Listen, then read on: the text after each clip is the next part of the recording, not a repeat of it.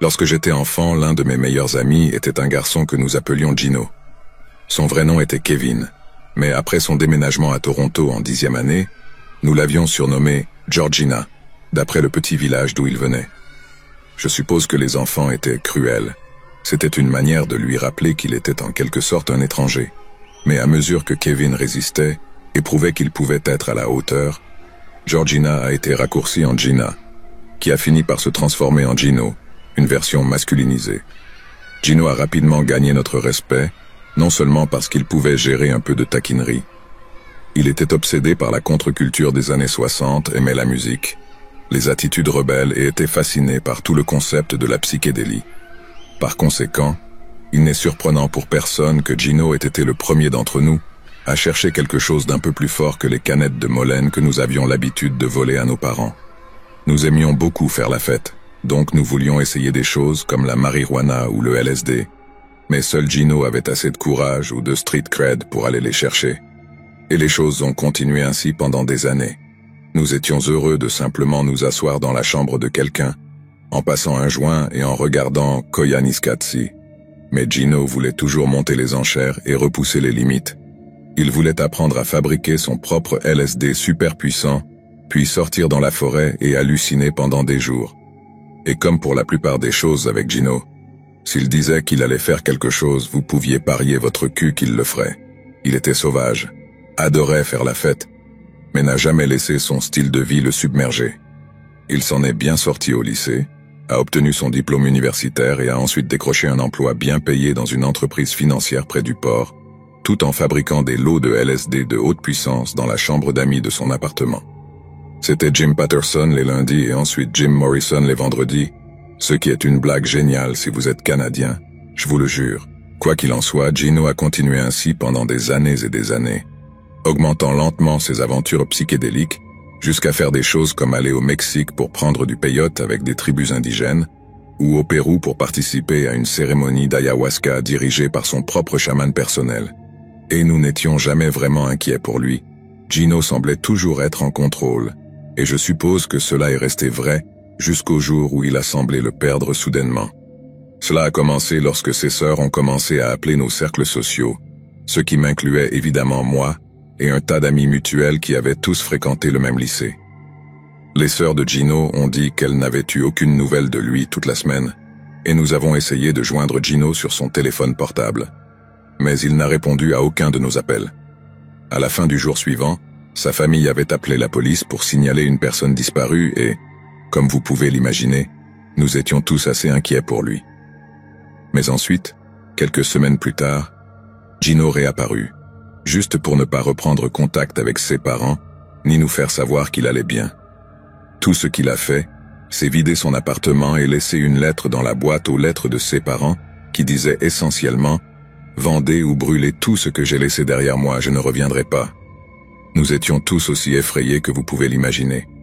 Nous sommes passés d'un peu inquiets à extrêmement inquiets pour lui, et ne pas savoir était la pire partie. Personnellement, j'avais cette peur irrationnelle qu'il ait été kidnappé ou tué ou quelque chose du genre, et que quelqu'un d'autre ait écrit la lettre pour confondre les gens ou égarer la police. Mais lorsque les policiers ont parlé à la propriétaire de Gino, elle a confirmé qu'il avait été en ville ce jour-là, et que, bien qu'il semblât pressé, elle ne croyait pas qu'il était en danger de mort, ou quoi que ce soit du genre. Il n'avait donné aucune adresse de réexpédition, il avait simplement emballé ce qu'il pouvait et puis il était parti.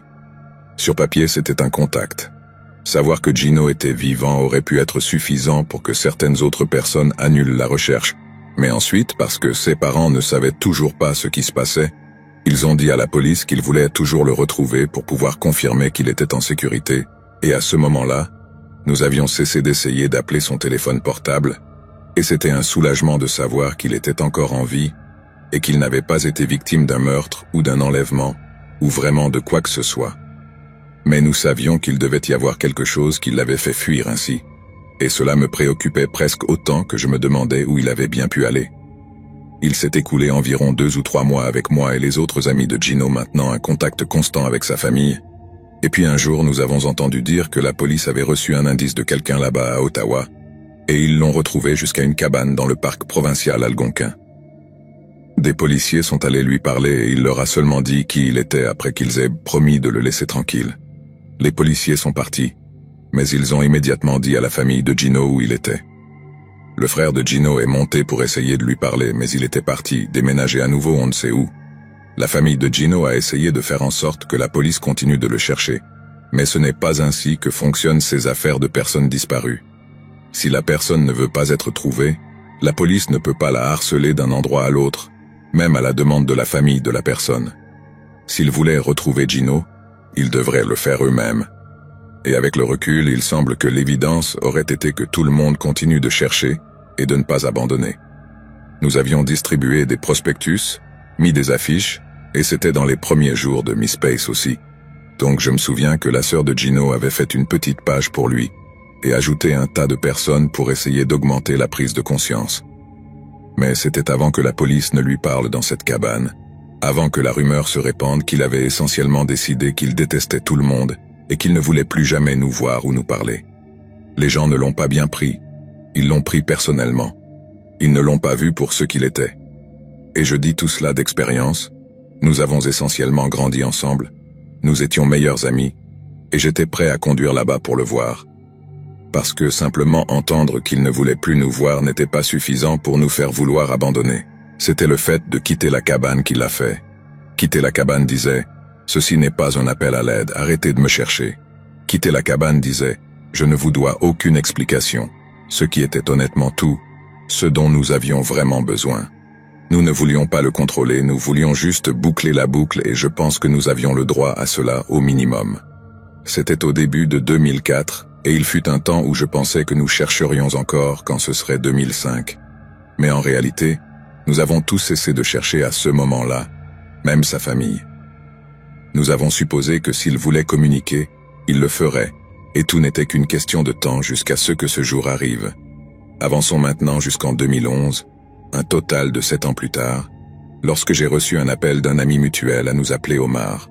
Il avait reçu un appel manqué pendant qu'il était au travail et lorsqu'il a écouté sa messagerie vocale, il a entendu une voix familière à l'autre bout lui dire de rappeler un numéro qu'ils avaient laissé dans le message à ce moment précis.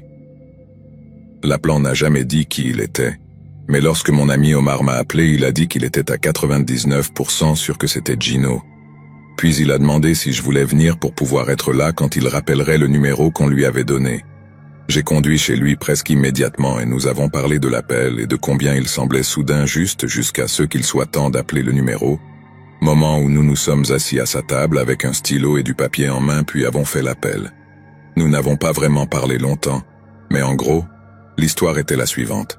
C'était Gino qui avait laissé le message dans la boîte vocale d'Ab, et bien qu'il n'ait pas dit où il était, il nous a dit qu'il avait besoin de notre aide. Il pensait que c'était beaucoup demandé étant donné que nous n'avions pas parlé depuis 7 ans, mais il ne savait pas à qui d'autre appeler.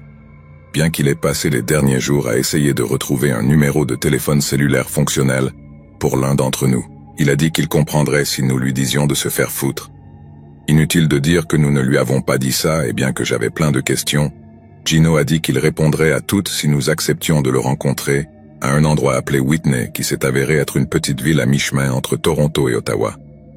Nous étions nerveux sur le chemin, et nous avons mal calculé notre arrivée d'environ 15 minutes. Donc, nous avons dû nous asseoir là, à nous ronger les ongles en nous demandant si Gino allait vraiment apparaître ou non. Mais voilà qu'exactement à l'heure prévue, nous avons vu quelqu'un marcher vers le parking du petit endroit à hamburgers qui servait de point de rencontre. Quelqu'un qui ressemblait beaucoup à Gino s'il avait passé 7 ans à vivre dans la rue, ou, plus exactement, à vivre au milieu de nulle part, dans la forêt. C'était une réunion émotionnelle, pas de larmes versées. C'était très positif, mais c'était intense, vraiment intense. Et principalement parce que Gino a commencé par nous dire combien il était désolé. Il a dit que couper le contact avait été une erreur, et une erreur qu'il ne se pardonnerait jamais, et que cela lui faisait mal de penser à tout le temps que nous avions perdu. Entendre tout cela nous a pratiquement renversés. Je veux dire, cela couvrait beaucoup de choses sur lesquelles nous voulions parler dans son petit discours d'ouverture. Et après cela, il ne restait vraiment plus grand-chose à lui demander. Nous voulions savoir où et comment il avait vécu, mais il voulait connaître toutes ces mêmes choses de nous aussi. Et comme nous l'avions juste là où nous le voulions, Nous pensions que nous pourrions le mettre à jour pendant que nous entrions et commandions un hamburger. Nous avons parlé de toutes sortes de choses. Mais finalement, Omar et moi avons pu poser 2 questions à Gino. Numéro 1, où avait-il vécu?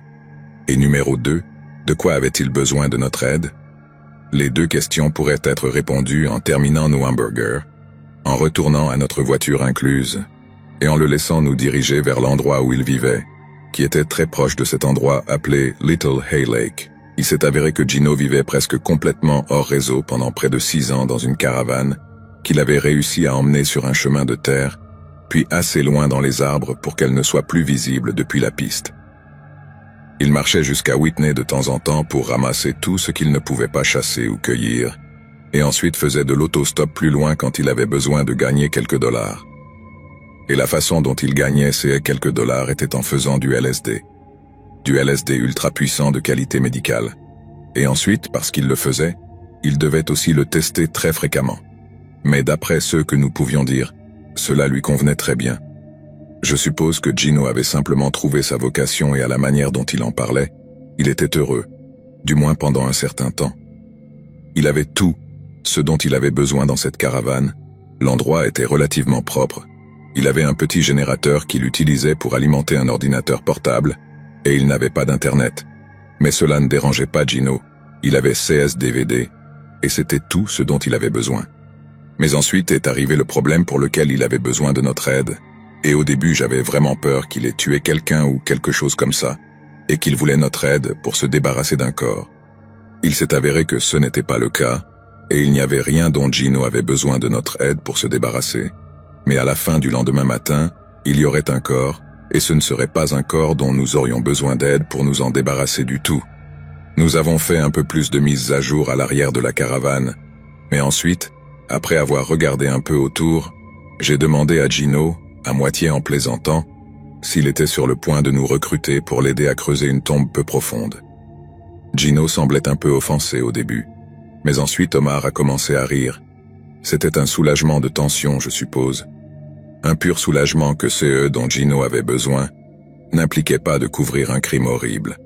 Je me souviens qu'Omar plaisantait en disant « Eh bien, quoi que ce soit, ça ne peut pas être pire que ça. » Dans le sens d'aider Gino à cacher un corps, Gino avait ri avec nous au moins après s'être débarrassé de l'offense qu'il avait prise à la suggestion qu'il était un meurtrier.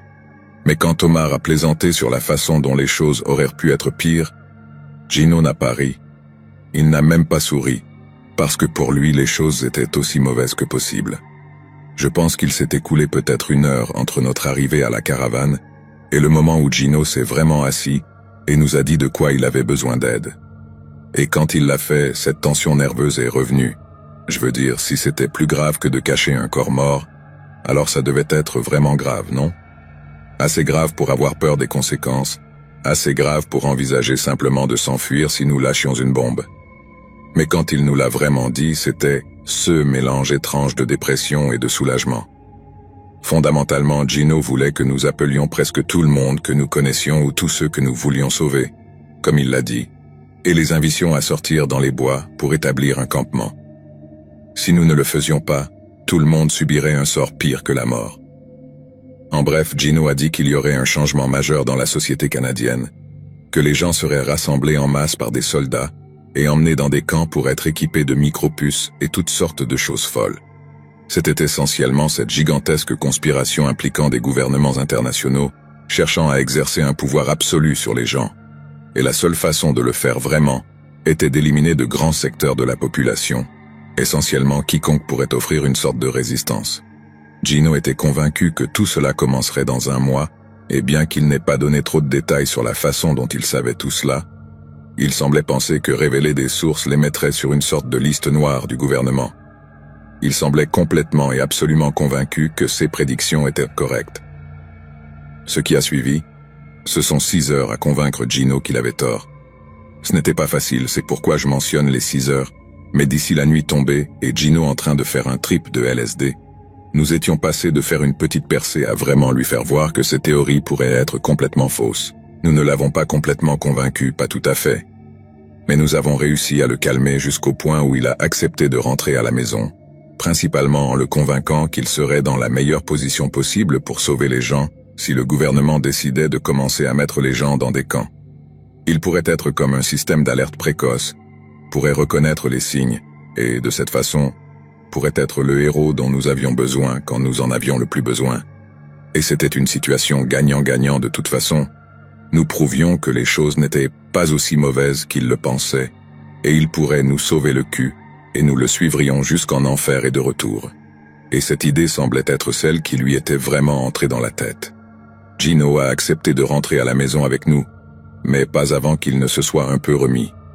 Nous pourrions dormir dans notre voiture, il dormirait dans la caravane et ensuite, à l'aube, nous nous procurerions quelque chose à manger puis nous conduirions de retour à Toronto et le laisserions chez ses parents.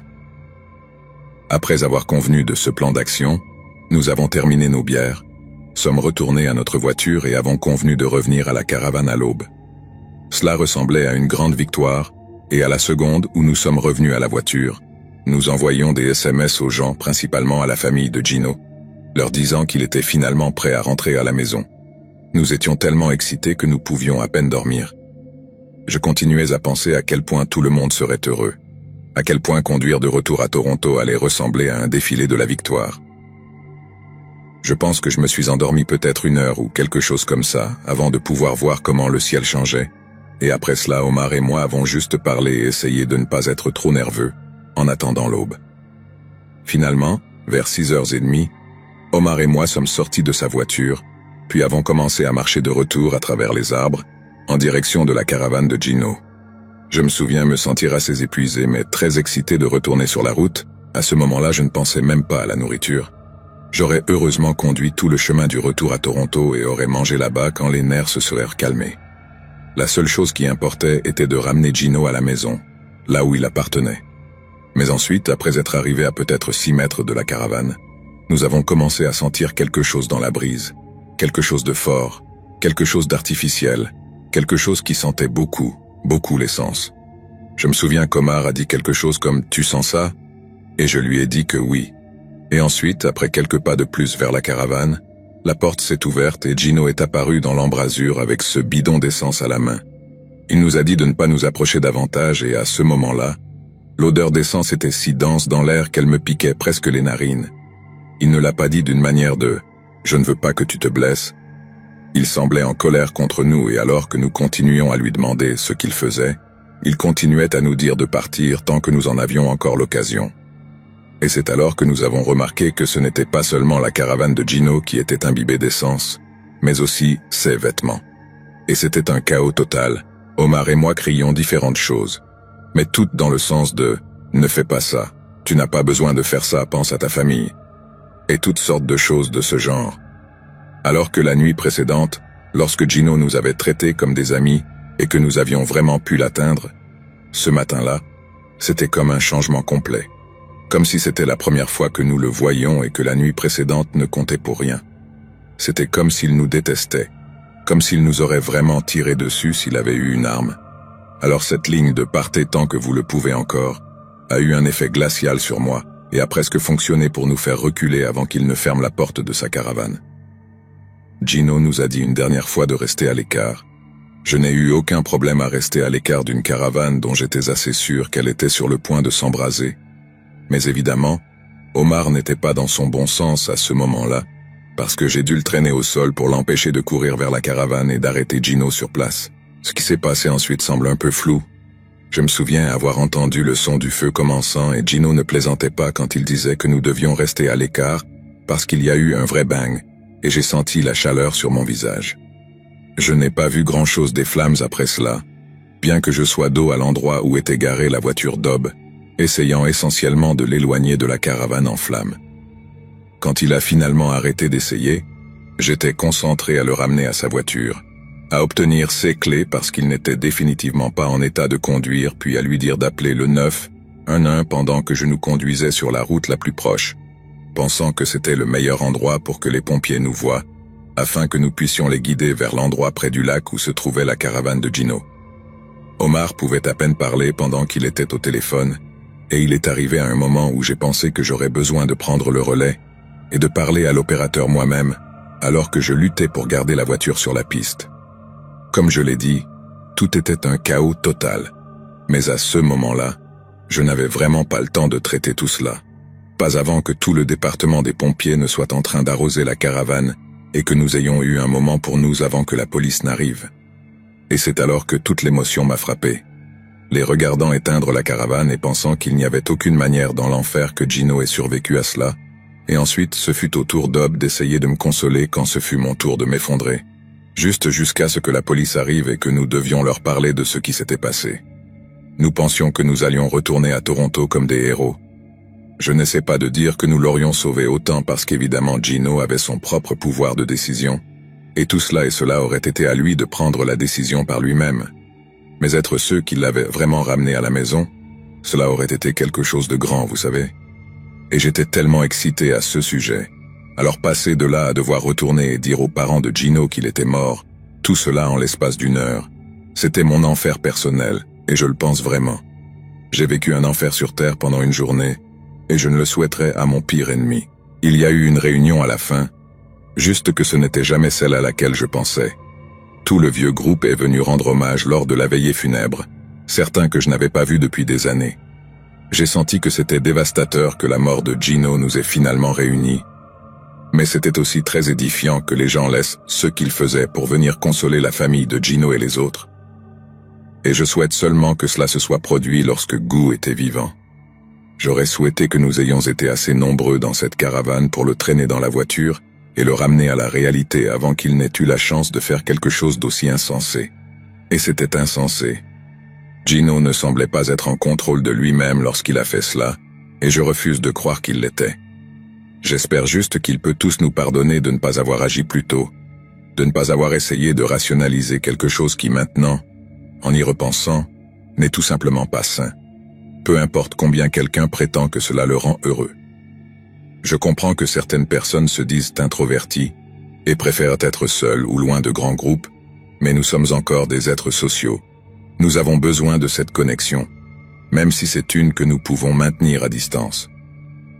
Alors s'il vous plaît, les gens, communiquez avec vos amis, vérifiez votre famille et surtout pendant les fêtes.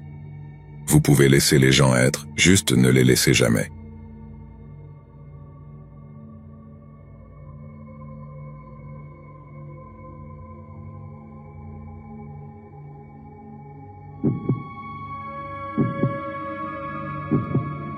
Je serai le premier à admettre que j'étais autrefois un criminel notoire.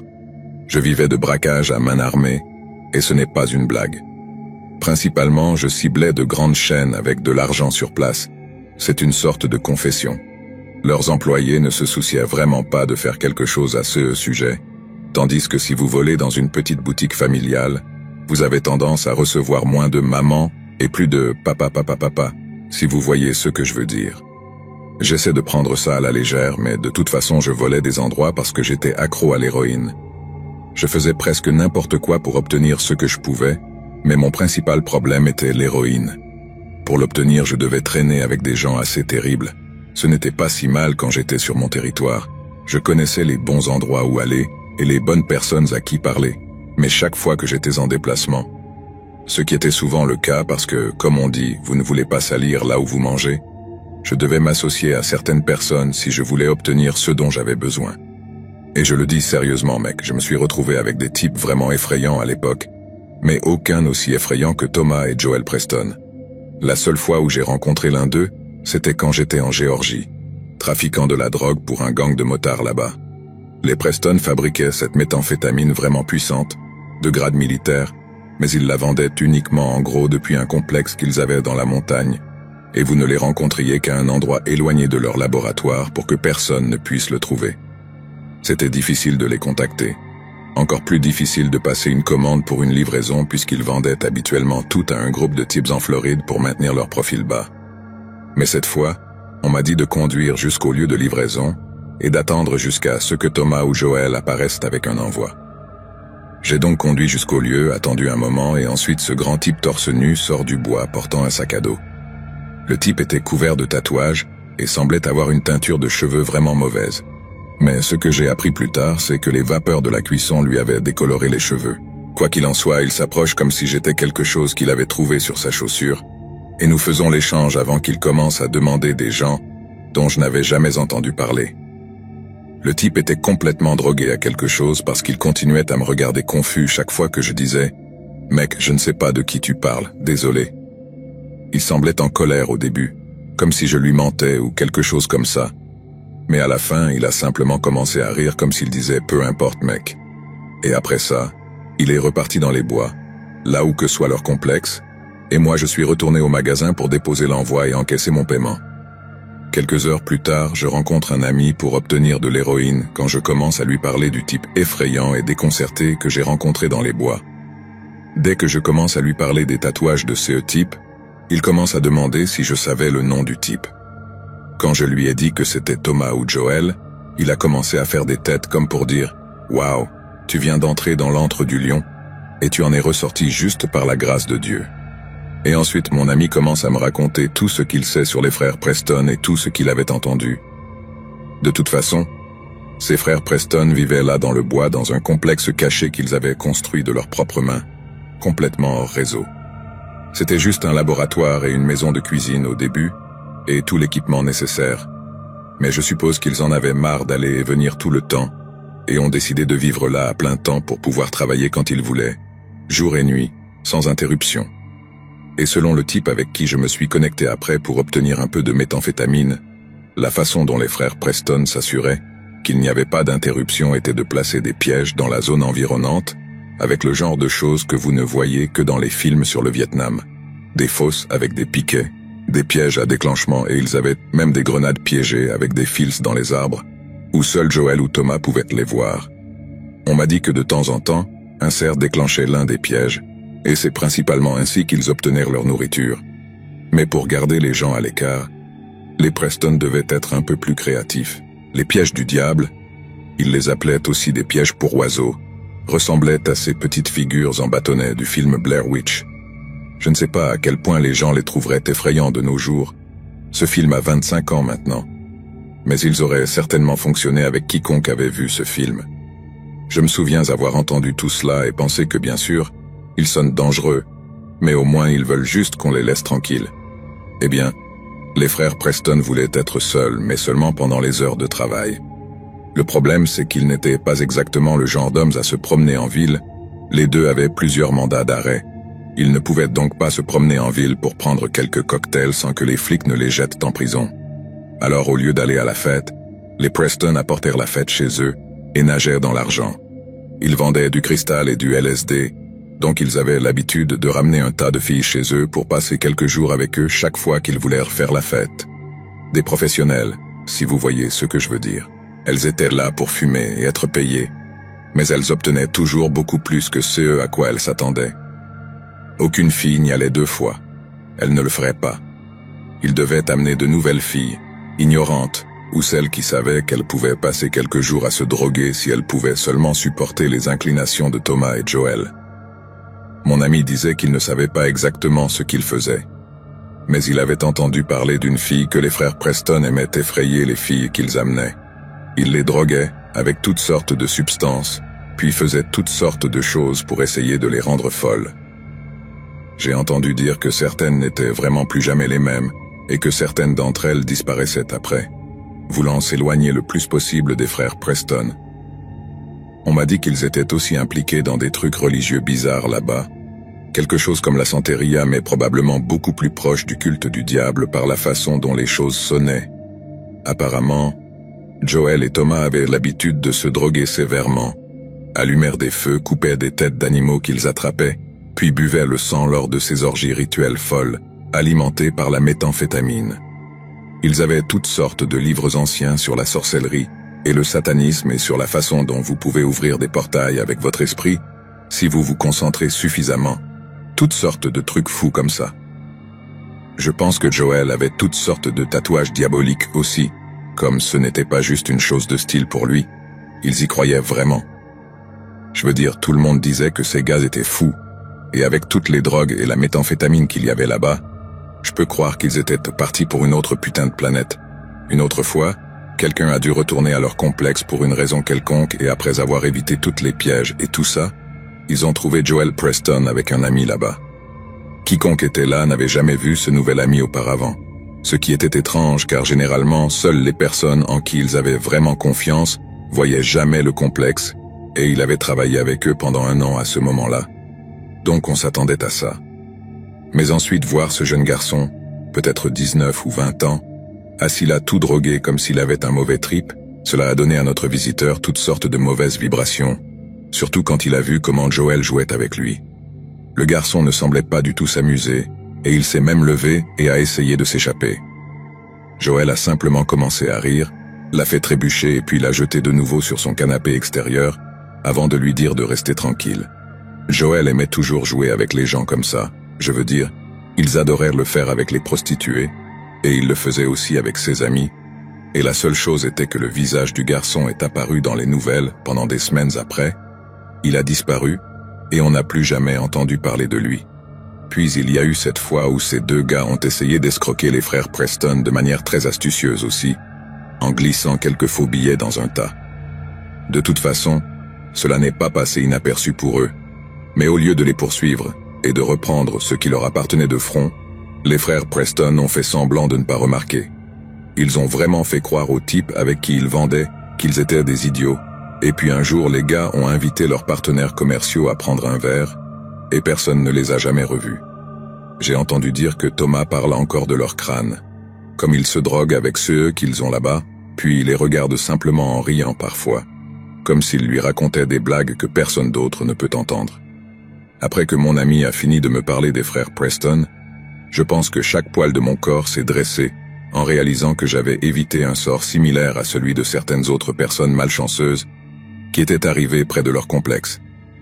J'étais très content d'avoir eu affaire à eux, seulement cette fois, parce que s'impliquer avec ces gars pourrait signifier que je ne m'approcherai plus jamais de l'État de Géorgie. Il y a des psychopathes réels dans le monde, et moins vous passez de temps près d'eux, mieux c'est.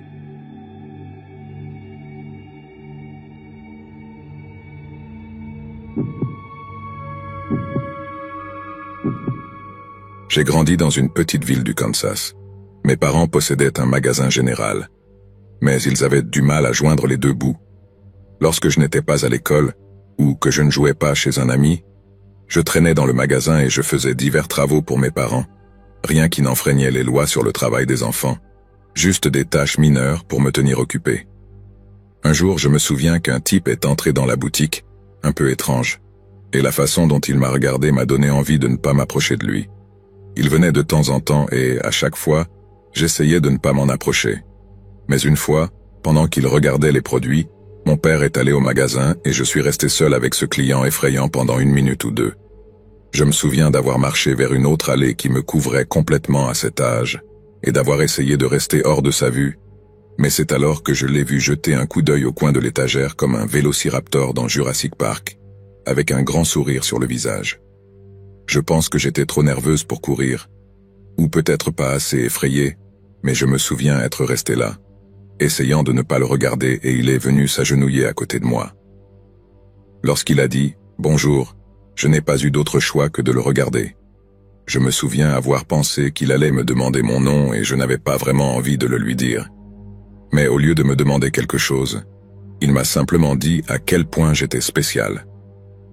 C'était super bizarre parce que je me souviens d'être passé de l'idée qu'il était effrayant à l'idée que ce type n'était peut-être pas si mal après tout. Mais ce qu'il a dit ensuite m'a complètement troublé. Il a dit « Les filles comme toi sont ce qu'il y a de plus précieux au monde, et la clé de tout se trouve ici. » Je n'étais pas effrayé, juste confuse. Il ne voulait manifestement pas me faire de mal, mais en même temps, je savais que c'était un étranger et que je ne devais pas lui faire confiance. Le type a payé ses affaires et est parti, et j'ai attendu qu'il soit hors de portée pour raconter à mon père ce que l'homme avait dit et fait. Je ne comprenais pas non plus pourquoi mon père semblait si en colère, et c'est ma mère qui a dû m'expliquer qu'il n'était pas acceptable qu'un étranger me touche, où que ce soit et pour quelque raison que ce soit. On m'a dit que j'avais fait ce qu'il fallait, et apparemment, le type est revenu quelques jours plus tard, mais mon père l'a expulsé du magasin et lui a dit de ne jamais revenir. Quelques années ont passé et j'étais encore trop jeune pour m'en souvenir, mais papa et maman m'ont dit qu'un jour, le visage de ce type effrayant a fait la une des journaux après que la police d'État a fait une descente dans la maison où j'habitais, au milieu de nulle part. Il vivait dans une vieille maison sans électricité ni eau courante, à la manière d'un préventeur de la fin du monde complètement coupé de la société. Et il y avait avec lui plusieurs femmes de sa famille, avec lesquelles il pratiquait l'inceste. Je pense qu'ils ont sauvé environ 6 de ses filles, pour la plupart des produits de l'inceste, et bien que l'histoire ait été énorme, mes parents ont réussi à me tenir relativement à l'abri jusqu'à ce que je l'apprenne par moi-même. J'étais beaucoup plus âgé à l'époque, mais cela n'a pas été plus facile à assimiler car j'ai compris ce que le type voulait dire lorsqu'il a déclaré que la clé de tout cela se trouve juste ici. Cela me rend malade de penser que des gens comme ça existent, et je me sens encore plus mal de penser que l'un d'entre eux a mis son doigt sale et pourri sur moi. Je suppose qu'il pensait me faire partager un peu de sa sagesse, alors qu'il me montrait en réalité à quel point il était malade et mauvais au fond de lui.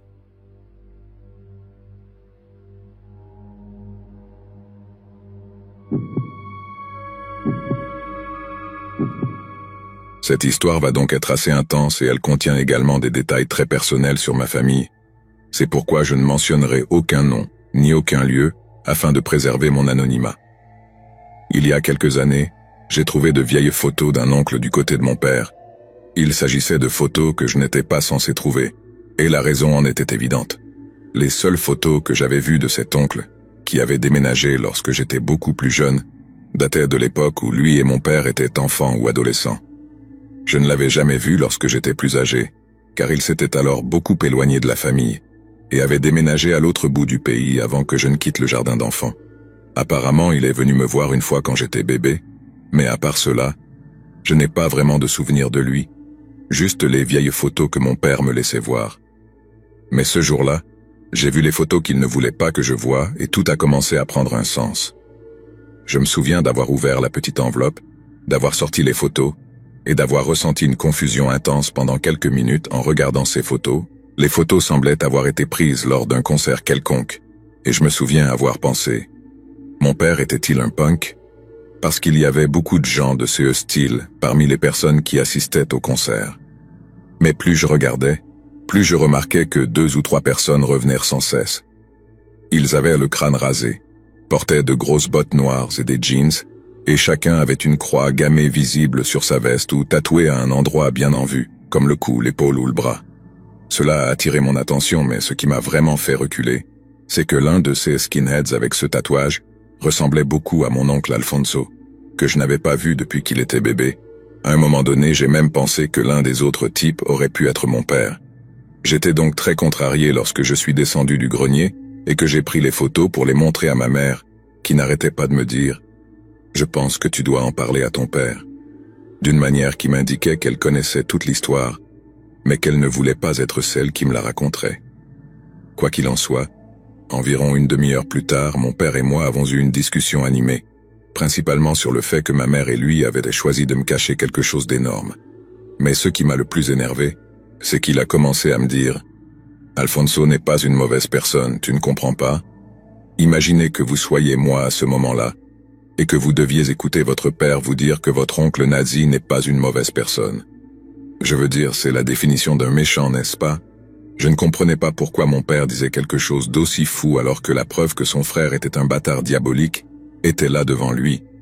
La discussion est devenue très intense, les choses sont devenues très émotionnelles, mais j'ai eu beau essayer d'amener mon père à me parler de tout cela, à m'expliquer pourquoi il avait caché des choses, il n'a pas voulu m'en parler du tout. Et puis, après je ne sais combien de temps, il a éclaté en sanglots et c'est la seule fois où j'ai vu mon père pleurer. Ma mère m'a fait sortir de la pièce en me disant de lui laisser 1 minute pour parler avec mon père. Et tout comme j'avais vu mon père pleurer, j'avais rarement vu ma mère aussi furieuse. Voir mon père pleurer m'avait déjà fait taire. Mais voir ma mère si furieuse m'a fait courir dans les escaliers, alors qu'elle commençait à me gronder. Je sais que la situation était déjà tendue, mais c'est en voyant mon père pleurer et ma mère se mettre en colère que j'ai compris qu'il n'y avait peut-être pas que mon oncle qui était un salaud. J'étais toujours en colère, mais je me sentais aussi un peu bête de ne pas avoir compris qu'il y avait toute une histoire derrière mon oncle et ses choix de vie particulièrement mauvais, et c'était une histoire dont mon père avait beaucoup de mal à se souvenir. Je savais que ce serait une histoire folle, c'était impossible, mais quand je me suis assis avec mon père et qu'il m'a tout raconté, du début à la fin, j'ai dû décrocher ma mâchoire du sol après coup. Mon oncle Alfonso n'avait que 2 ans de moins que mon père, et ils étaient les meilleurs amis du monde pendant leur enfance. Mais vers l'âge de 13 ans, Le comportement de mon oncle a commencé à changer et il est devenu le contraire de mon père dans presque tous les domaines. Il s'est mêlé à de mauvaises fréquentations, de très mauvaises fréquentations, et plus il s'enfonçait dans ce trou de lapin au crâne rasé, plus il devenait totalement incompatible avec toute forme de société civilisée. C'est aussi ce que disait mon père. Il ne voulait pas que mon oncle me côtoie quand j'étais enfant, et il le veut toujours, mais il n'allait pas laisser un junkie s'approcher de sa fille, et il en allait de même pour à peu près tout le monde. Il est devenu un paria et la vie en ville a vite été trop dure pour lui. Il ne pouvait pas vraiment se promener avec ce genre de tatouage sans s'attirer des ennuis, je suppose. Mon oncle Alfonso a donc commencé à chercher un autre endroit où vivre, et c'est alors qu'il a entendu parler d'une milice suprématiste blanche, devenue une secte apocalyptique vivant au milieu de nulle part. Mon père et lui discutaient à l'époque où il a déménagé. Alors mon père ne sait pas exactement comment cela s'est passé, mais mon oncle Alfonso s'est retrouvé à vivre avec C.S. Jean et à se préparer à la fin du monde. Pas la fin au sens biblique du terme, mais une guerre raciale de type helter-skelter qui mettrait fin à la société telle que nous la connaissons. Il y avait là toutes sortes de gens, de tous les milieux, des familles entières aussi, mais ils étaient tous là à cause de cette chose hideuse qui les unissait, la haine. Cependant, la présence de famille signifiait qu'il y avait des enfants, beaucoup d'enfants, mais apparemment, tous n'avaient pas l'intérêt supérieur des enfants à l'esprit. D'une manière ou d'une autre, mon oncle Alfonso a découvert que certains des hommes avec lesquels il était resté étaient en train d'essayer de séduire l'une des filles qui faisait partie de l'une des familles. Je ne sais pas exactement comment, mais il y a eu une sorte de confrontation et les pires craintes de mon oncle Alfonso ont été confirmées. Il est allé directement voir le chef du groupe, mais au lieu d'agir sur la base de l'information et d'enquêter sur ce qui se passait, le chef a essayé de minimiser l'affaire et a dit à mon oncle qu'il était juste paranoïaque. Personnellement, je pense que ce type était impliqué, mais pardonnez-moi si je suis un peu partial à l'égard des nazis littéraux. Quoi qu'il en soit, mon oncle Alfonso en a déduit qu'il était confronté à deux choix à ce moment-là. Premièrement, ne rien faire et laisser ces racistes séduire une petite fille, ou deuxièmement, trouver un moyen d'éloigner ses enfants le plus possible de lui, et le faire par tous les moyens nécessaires. Je suppose que je savais que je ne pouvais pas prouver que les gars essayaient de séduire la petite fille, donc il y avait une chance que la police ne puisse rien faire. Mais ce qui les intéresserait beaucoup, ce seraient toutes les armes illégales et le matériel de fabrication de bombes qu'ils avaient caché là-haut. Mon oncle Alfonso est donc devenu un mouchard. Apparemment, il a aidé la Fed à se rapprocher de l'endroit où se trouvait le groupe. S'il ne l'avait pas fait, il y aurait probablement eu un autre Waco dans les bois, et tous ses enfants auraient pu être tués dans les tirs croisés. Ils auraient peut-être même fait comme Jim Jones et les auraient tous tués pour que les fédéraux ne puissent pas les atteindre. Donc je comprends qu'il ait coopéré au point de les guider, ou de leur donner le mot de passe secret ou quoi que ce soit. Mais après cela, lorsqu'ils ont tous été inculpés, mon oncle Alfonso a dû s'enfuir. Il aurait pu devenir un témoin pour l'État, prendre une nouvelle identité, mais il ne voulait pas travailler avec les fédéraux plus qu'il ne le fallait, et il ne voulait pas demander à l'oncle Sam de le protéger de qui que ce soit ou de quoi que ce soit d'autre. Au lieu de cela, il rend une dernière visite à mon père et disparaît. J'ai demandé à mon père ce qui s'était dit lors de cette dernière rencontre et apparemment, c'était surtout mon oncle Alfonso qui expliquait ce qui s'était passé dans les bois et qui s'excusait ensuite d'être parti si longtemps sans communiquer d'aucune façon. Puis il s'est excusé à nouveau parce qu'il devait partir loin et ne jamais revenir. Parce qu'il y avait des gens qui voulaient papa, vous savez. Je suppose que c'était déjà un risque de rencontrer mon père, et ils se sont rencontrés dans un endroit calme après la tombée de la nuit. Donc je suppose que mon oncle Alfonso était vraiment sérieux au sujet du danger. Après cela, mon père ne l'a plus jamais revu ni entendu parler de lui, pas même un coup de téléphone. Je ne sais même pas si mon oncle Alfonso a jamais regretté ses convictions ou ses actes. J'espère qu'il l'a fait, et dans ma tête, j'aime imaginer qu'il a trouvé une certaine dignité en aidant ses enfants, ou du moins en essayant de les aider, et qu'il a été capable de se reconstruire à partir de cela. Mais d'un autre côté, peut-être que c'est toujours le même type et que je le traiterais de merde en face si je le rencontrais un jour, et qu'il a toujours ces tatouages dégoûtants. Mais c'est un peu bizarre de penser qu'une personne comme ça pourrait au moins faire quelque chose de bien dans le monde. Pas assez pour contrebalancer la haine qu'il a. Mais quand même, c'est mieux que rien, je suppose.